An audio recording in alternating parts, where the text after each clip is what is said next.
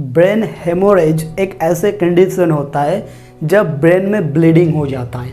Means जो brain होता है ना, वहाँ पर जो टिश्यू होता है वो फट जाता है, जो स्कैल होता है वहाँ से ब्लीडिंग होता है। मतलब वेरियस टाइप ऑफ ब्लीडिंग से रिलेटेड ब्रेन में प्रॉब्लम देखा जाता है एंड इस वजह से आपका जान भी जा सकता है। एक्चुअली ये हेमोरेज बीमारी क्या है, ये कैसे होता है, किसको होने का खतरा ज़्यादा रहता है, अगर हो जाता है तो कैसे पता करें, इसका ट्रीटमेंट क्या है, सब कुछ मैं आपको इस वीडियो में डिटेल में बताऊंगा एंड बहुत ही इम्पोर्टेंट होने वाला है ये वीडियो, तो प्लीज़ वीडियो को पूरा देखो। तो ब्रेन हेमोरेज एक कंडीशन होता है जब ब्रेन में ब्लीडिंग होता है।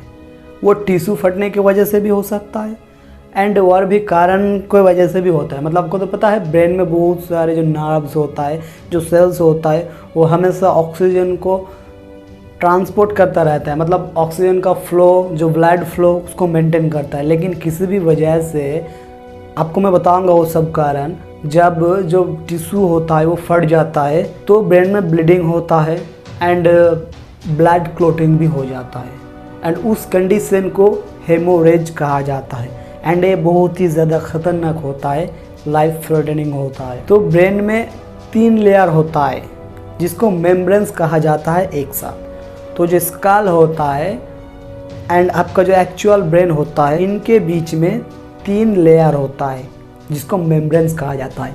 और ये जो लेयर्स होता है ये आपका जो ब्रेन होता है उसको प्रोटेक्ट करता है, उसको कवर अप करके रखता है।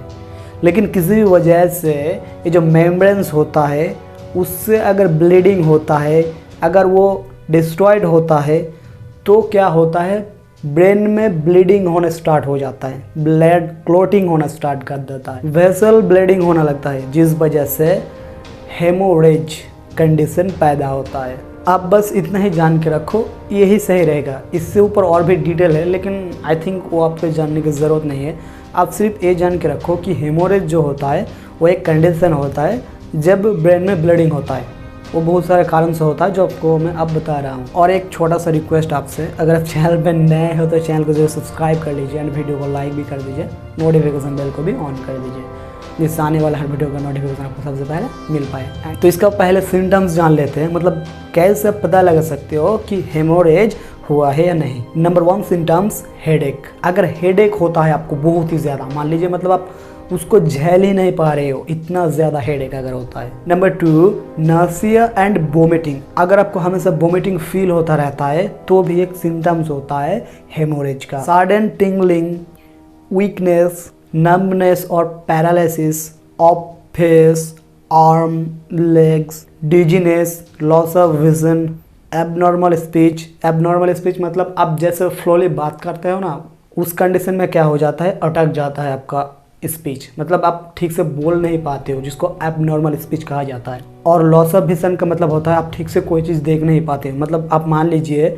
आप ये जब वीडियो देख रहे हो वो ठीक से आप प्रॉपर सब कुछ देख पा रहे हो, लेकिन अगर हेमोरेज हो जाता है तो आपका जो विजन होता है वो ठीक से आपको नहीं दिखाता है जो आप देखते हो। ब्रीथिंग में various type of problem create होना, हार्ट रेट में वेरियस टाइप प्रॉब्लम होना, ये सब कुछ सिम्टम्स होता है हेमोरेज का। तो सवाल ये आता है कि आखिर हेमोरेज होता कैसे है।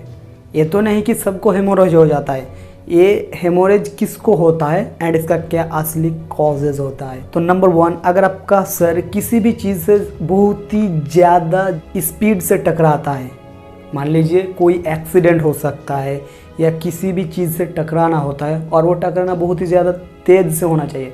अगर तेज़ी से आपका ब्रेन टकरा जाता है तो उस समय क्या होता है, ब्रेन में जो टिश्यू होता है, जो नर्व्स होता है वो फट जाता है एंड उस कंडीशन में ब्लीडिंग होता है ब्रेन में एंड हेमोरेज कंडीशन पैदा होता है उस time. Number 2, sports. Various type of जो स्पोर्ट्स होता है उसमें अगर किसी भी तरह से ब्रेन में चोट लग जाता है और अगर वो चोट गहरी हो जाता है तो ब्रेन में ब्लीडिंग होना स्टार्ट हो जाता है। High blood pressure. अगर हाई ब्लड प्रेशर रहता है तो जो वेसल होता है, जो नर्व्स होता है, उसका फटने का पॉसिबिलिटी ज़्यादा हो जाता है। और क्योंकि ब्रेन में जो हमेशा ब्लड फ्लो होता रहता है तो उस कंडीशन में ब्लड प्रेशर अगर हाई हो जाता है तो टिश्यू होता है वो फट सकता है। ब्रेन ट्यूमर अगर होता है तो भी उस कंडीशन में ब्लीडिंग होने का पॉसिबिलिटी बढ़ जाता है। एंड कुछ लाइफ स्टाइल से रिलेटेड भी कॉजेज़ है, जैसे कि स्मोकिंग ज़्यादा करना, ज़्यादा से ज़्यादा अल्कोहल को इनटेक करना, ज़्यादा से ज़्यादा इलीगल ड्रग्स का यूज़ करना जैसे कि कोकेन। तो इस वजह से भी हेमोरेज कंडीशन पैदा होता है। तो इसका क्या ट्रीटमेंट है? तो इसका ट्रीटमेंट एक ही है, वो डॉक्टर कर सकता है।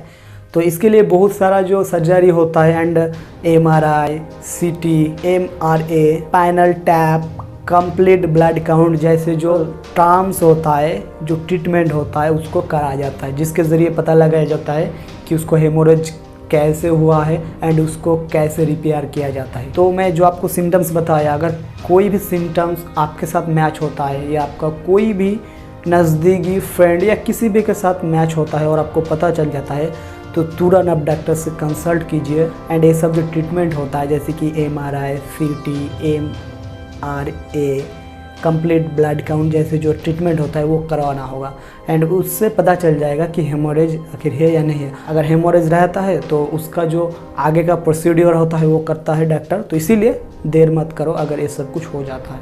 तो आप कुछ बात को ध्यान में रख के हेमोरेज बीमारी को रोक सकते हो। नंबर 1, आपको आपका जो ब्लड प्रेशर है उसको कंट्रोल में रखना होगा। मतलब आपको हमेशा ब्लड प्रेशर को चेक करता रहता होगा एंड ब्लड प्रेशर लेवल को कंट्रोल में रखना होगा। नंबर 2, आपका जो कोलेस्ट्रॉल लेवल है उसको लोअर रखना होगा, मतलब कोलेस्ट्रॉल को भी मेंटेन करना होगा। नंबर 3, आपका जो वेट होता है उसको मेंटेन करना होगा। मतलब एक्सेस वेट अगर आपका हो जाता है तो हेमोरेज होने का पॉसिबिलिटी ज़्यादा हो जाता है। तो इस वजह से आपका जो वेट है उसको मेंटेन में रखना होगा। आपको आपका जो सर है उसको प्रोटेक्ट करना होगा। मतलब आपको ये ध्यान में रखना होगा कि कोई भी ज़्यादा गहरी चोट आपका ब्रेन में ना लग पाए या कोई भी ज़्यादा से ज़्यादा भारी चीज़ आपके ब्रेन से ना टकराए। आपको हमेशा हेल्दी डाइट को फॉलो करना होगा, रेगुलर एक्सरसाइज करना होगा, जिससे बॉडी में ऑक्सीजन का फ्लो सही रहेगा, ब्लड फ्लो भी सही रहेगा। आपको अल्कोहल को लिमिट में इंटेक करना होगा, स्मोकिंग को छोड़ना। अगर आप ये सब कुछ को फॉलो करते तो आई एम श्योर आप हेमोरेज को रोक सकते हो ना होने से। मतलब हो जाता है तो आप कुछ नहीं कर सकते हो, वो डॉक्टर ही करेगा। उसको ना हो वो आप रोक सकते हो, वो आपके हाथों में है। तो ये था मेरा छोटा सा जानकारी हेमोरेज बीमारी से रिलेटेड। तो कैसी लगी मेरी ये छोटा सा वीडियो आप मुझे ज़रूर कमेंट करके बताइए एंड अगर आप चैनल पर नए हो तो प्लीज़ चैनल को सब्सक्राइब कर दीजिए। It's my request, humble request. Channel को सब्सक्राइब कर लीजिए एंड वीडियो को लाइक भी कर दीजिए। अगर कोई क्वेश्चन, क्वेरीज, डाउट रहता है वीडियो से रिलेटेड या आपका हेल्थ टिप्स से रिलेटेड या हेल्दी लाइफ से रिलेटेड, कमेंट कीजिए, उसके आंसर मैं ज़रूर देने की कोशिश करूँगा। तो ये वीडियो देखने के लिए आपका बहुत बहुत शुक्रिया। आपके साथ फिर मिलूंगा तो नेक्स्ट वीडियो में, तब तक के लिए बाय।